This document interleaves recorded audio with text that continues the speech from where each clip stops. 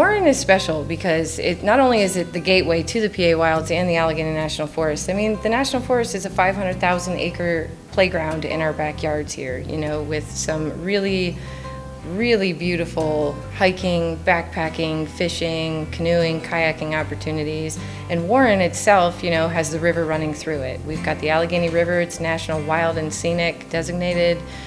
We've got some amazing islands to camp on here. Crowell's Island is 96 acres, Thompson Island is 67 acres. I mean, some of the best camping that you can do. I'd live out there if I could. We offer canoe and kayak rentals. We span a 107-mile stretch of the Allegheny River from Kinzua Dam to Emlenton. I always tell folks we have a few inquiries every year about Kinzua Dam down to Pittsburgh, which is 197 miles.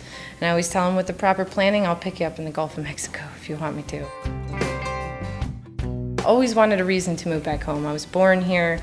You know, in my previous life, I was an air traffic controller in the Navy for 8 years. I was a few classes shy of my master's, ready to go into the FAA, and they had a hiring freeze. And I was actually in my basement in Anchorage, Alaska, reading the Warren Times-Observer newspaper online at 1 o'clock in the morning, and I found Allegheny Outfitters for sale.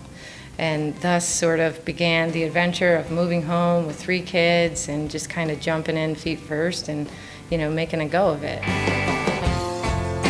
We started to see how we were progressing. You know, we updated the websites, updated brochures, really relied on word of mouth. We gave everybody personalized service, whether they were taking 1 canoe or 50 canoes.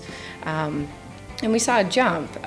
We saw, you know, the first year we put out 2,000 people on the river, and I was ecstatic about that. And then the next year we put out 5,300, and then the next year we put out over 8,000.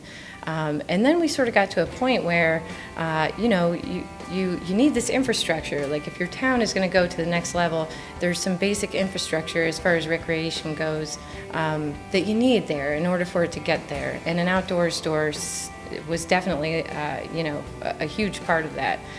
With a 500,000 acre national forest in our backyards and a river running through it, we should be able to, you know, buy some good gear here to be able to get us out there. I mean, we went and shadowed a store, an outdoor store, before we ever opened this one. They were nice enough to, you know, let us come in for a weekend and just kind of, you know, drill them with questions and really sort of get a feel of what it was like to, you know, own an outdoor store and run it and, you know, all of the logistics behind it.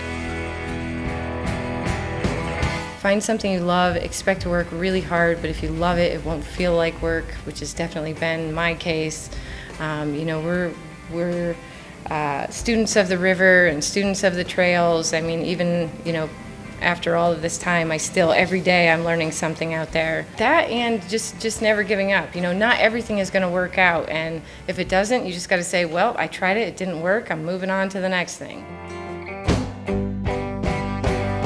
Definitely getting people outside is by far the best part of my job. I mean, and I hear it in emails, I hear it on Facebook, I hear it just with folks coming up to me, you know, that you can help them get out there in a way where they feel safe and they feel comfortable, you know, and then it sort of just starts this, you know, it's the domino effect, and it just keeps on growing and growing. And I've seen it in so many people in our area, especially our women on the water trips here. You know, we have guided women's trips, and a lot of these ladies are, you know, they're in their 50s or 60s, and they've never kayaked, never canoed, and you get them out there, and then they just end up with this love for the water, and it just translates into love for the outdoors, and you can just see it changing, you know, who they are and how they feel about themselves, and then it spreads to their family and, you know, to their kids. And yeah, getting people outside, hands down, getting them in the fresh air, in the green.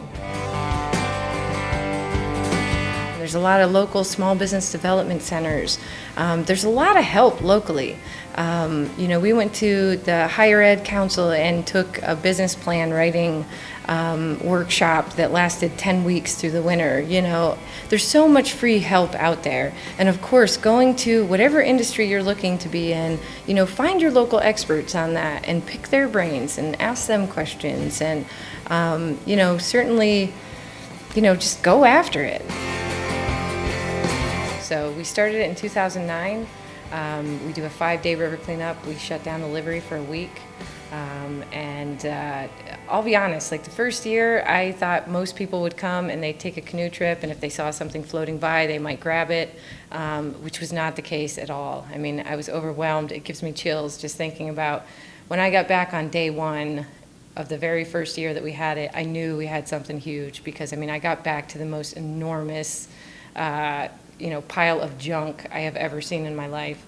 And it's just awesome. I mean, more people keep coming out, and I can no longer say it's like the river cleanup that I, started, because it's taken on an entire community.